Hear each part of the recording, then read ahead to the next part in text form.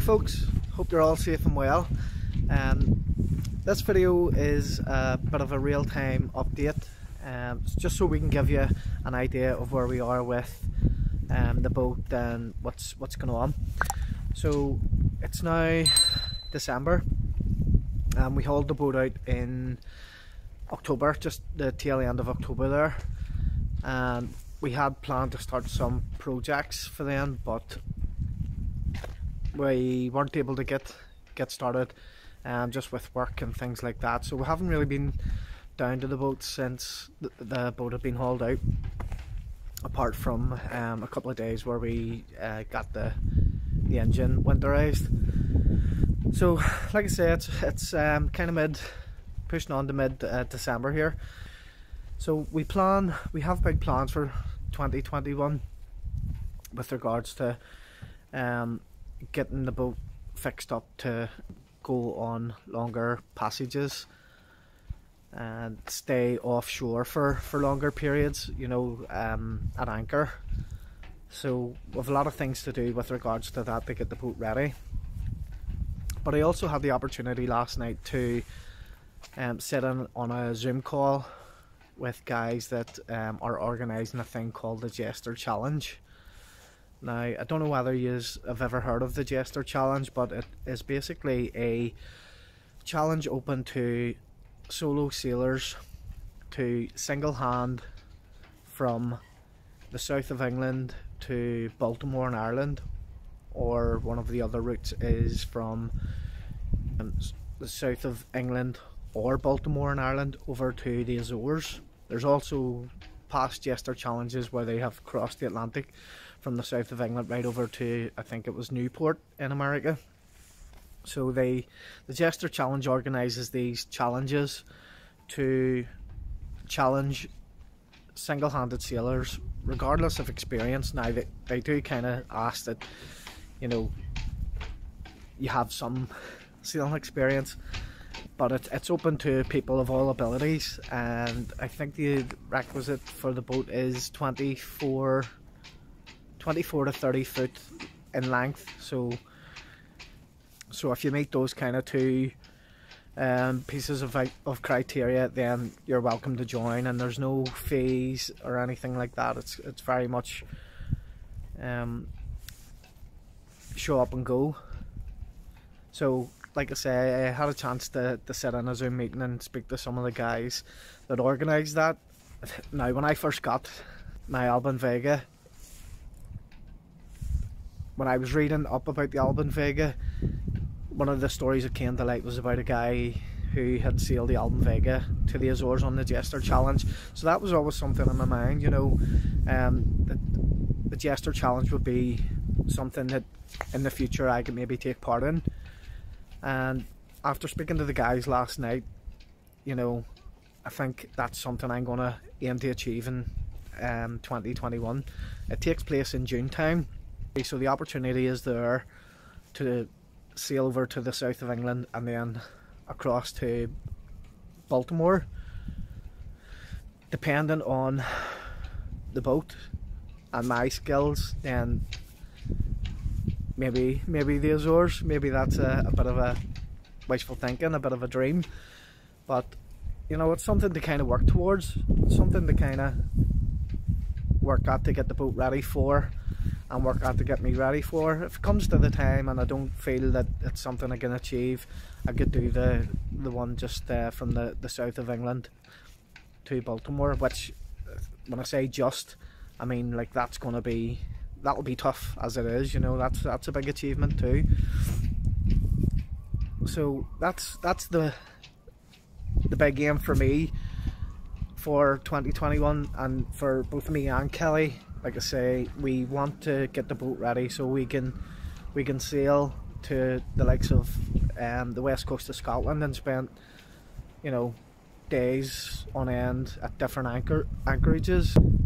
You know, we have things we need to do to the boat to achieve that, but also, like I say, sailing longer distances as well. So instead of just going to the likes of local anchorages, then we can head off to Scotland, the Isle of Man, parts of England, further afield. You know, so that's all stuff that we want to kind of achieve together. What I'll do now is I'll give you a quick run around the boat and just kind of highlight some of the things that I think we'll need to do, but would also love to hear your opinion. So if you've any experience with having to modify a boat for longer passages, you know, any tips and hints that you might be able to give us, then would really love to hear them. So here we'll have a look at the boat and kind of see what you think, see if there's any advice you can give us on what to do about these various jobs. So this is some of our ground tackle, our chain here. Just wondering about the condition of this. Can this be kind of cleaned up and be okay, or is this a sign that the chain needs replaced? Is this going to be an issue?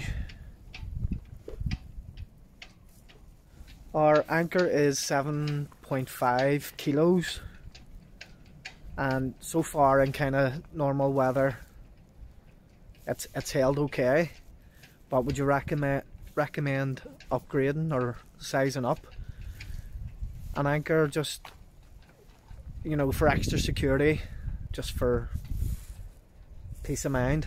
If so, how far or how heavy would you go with the anchor, and is there a particular anchor that you'd recommend? So if you have an anchor in mind and a weight of an anchor in mind, then let us know. The boat's 27 foot, so maybe that can help you and guide us on what you think will be best. So through holes would be kind of the next question we'll have. And is there a way that you can tell, you know, when a through hole would need replaced? There's a few through holes on our boat and some of them seem obsolete. I don't know what they're for, like this one here.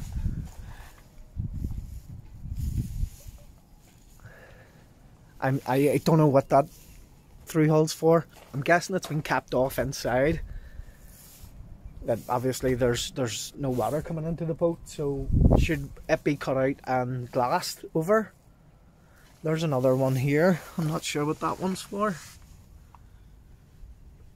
And this isn't working, so I'm just going to cut that out and glass it as well.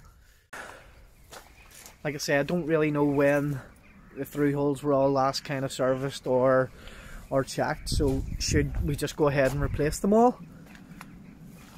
I think mainly I'm happy enough with them, except for one, which is the sea cock for the pump out of the head, and it's the old turny valve kind of sea cock. So I'm wondering, should I just change it to the normal arm and ball valve sea cock? And that's it really. So with regards to the through holes, then if you can just let us know what you think about replacing them, when you would do it. Do you do it routinely after so many years, or is it something you just kind of keep an eye on and then replace when you think it needs replaced? Don't know, but if you can let us know, that would be great.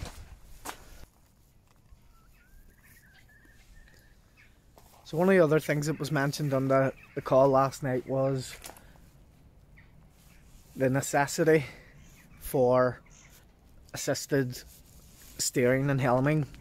So some guys were talking about their tiller pilots, but while most people had them, they says that a wind vane of some description was essential, for particularly if you were doing something like the Azores or any kind of long distance sailing.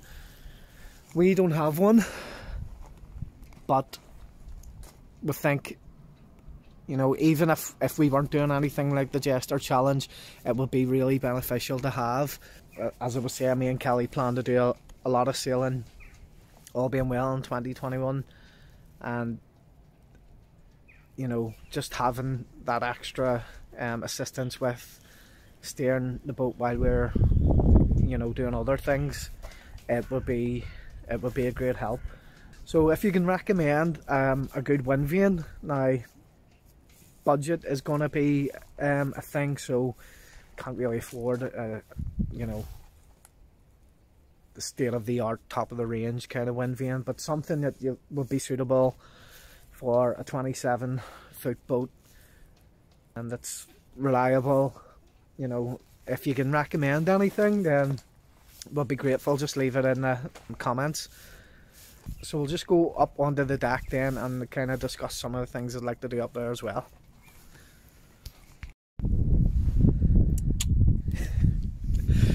Yeah, so at the minute, all the lines for raising the mainsail run from the mast. So what I would ideally like would be to lead the lines, reefing lines, and the main halyard back to the cockpit. It wouldn't be essential when Callie and I are both on the boat, but for solo sailing I think that would be the best option. So it would be beneficial to both of us to have it like that, and then we're both relatively safer in the cockpit, especially if we're out in the middle of the Irish Sea, you know, just not having to go up to the deck to put in a reef or anything like that. Then I think that would be so much better. So the idea is to put a few rope clutches here with a winch on both sides, and then run the main sheet, and possibly the topping lift and the reefing lines back to the cockpit, just for safety and ease of operating the sails. So we recently purchased and installed this B&G V50 marine radio, which is a great job because it has an AIS receiver on it. The only thing is we don't have a GPS antenna, so it's not technically working with regards to the AIS, because you would manually have to put in your GPS position regularly for it to work. But you know, 10 minutes after you've put in your GPS position, you're miles away, so it's pointless. So we need to invest in a GPS antenna for that to work. But I think once that's set up, that will be a great asset to our sailing. It was talked about intensively last night about safety equipment. So they mentioned EPIRB and PLB. So the EPIRB's your electronic personal, oh god, I can't remember. They talked about EPIRB, which is the emergency position indicating radio beacon, and it's a little kind of box you might have sitting somewhere handy that when it's submerged in water sends off a distress signal via satellite to indicate your position to emergency services. There's a smaller version called a PLB, which is a personal locator beacon, I think it is, which is small and you can just attach it onto your life jacket. So if you, God forbid, ever fell overboard, it would send off a distress signal as well, locating your position for the emergency services. So there are two things, bits of kit that we're very interested in getting, and they says that at least one of those was essential, but I think probably both would be best. So what's your opinion on those? If you could only have one, which would it be? But you know, it would be our intention to get both, but then again it's all going to come down to time and budget for a lot of these things. And what else did they talk about with regards to safety? Yeah, jack lines was something that I didn't mention on the deck. So we have no jack lines here, So that's something we'll have to set up to, you know, just for safety when we're going up and down the deck, particularly if we don't have the lines leading back to the cockpit. You know, it's just an added bit of safety if we need to go forward for any particular reason. And then we have these instruments. So we had your speed log, we had wind direction and speed. We do have depth, but you can see these are a bit dated, these instruments, so we'd like to replace them with maybe one unit that does all. And we've seen the B&G have some kind of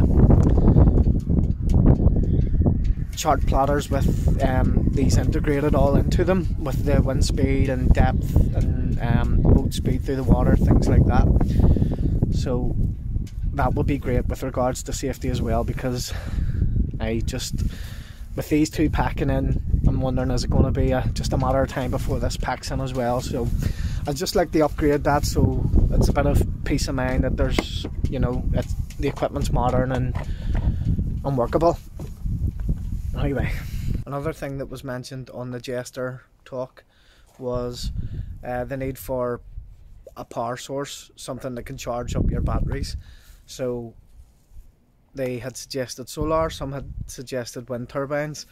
What's your opinion on, you know, the best way to kind of charge up your batteries? Maybe a combination of both. There's nothing, I have no solar or wind turbine on our Vega, so that's something I'll have to install. So if you have any kind of thoughts on that, which is better, or a combination of both, then I'd be grateful if you'd share those comments down below. At the minute I've got two, I think they're 80 amp hour house bank batteries, and I'm going to add an additional battery. I think I've got the space for an additional one, but it's just keeping those charged up. Of course we've got our engine to charge up our batteries, but we'll just love an extra kind of source if something went wrong with the engine. You know, and who likes running their engine just to charge batteries? Hate the noise of the diesel engine going. Yeah, so this is by no means an extensive list of things that I really need to do to get the boat ready. It's some recommendations and some things that just kind of stand out to me as bigger jobs to get the boat ready for, like I say, our plans for next year. So there'll be various other little jobs that we'll kind of talk about as time goes on that need to be done, and it's a lot of it's just kind of maybe just general boat maintenance and repairs. For example,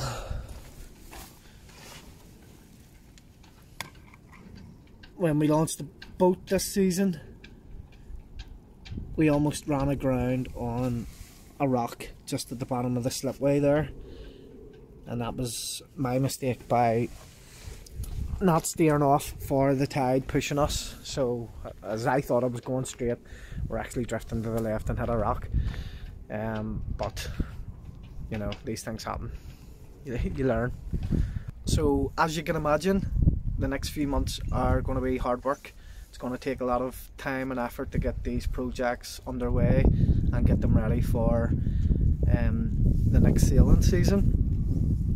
But I have to say that you guys have been a great help since we've kind of launched our YouTube channel, with your kind comments, your really helpful hints and tips, you know, your expert knowledge on certain things. You've really been a great help, and we really appreciate that.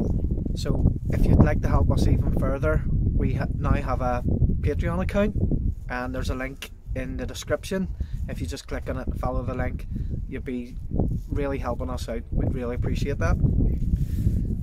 So with that being said, I think it's time to kind of wrap up, because it's getting really cold, and we'll get a start on the boat projects hopefully within the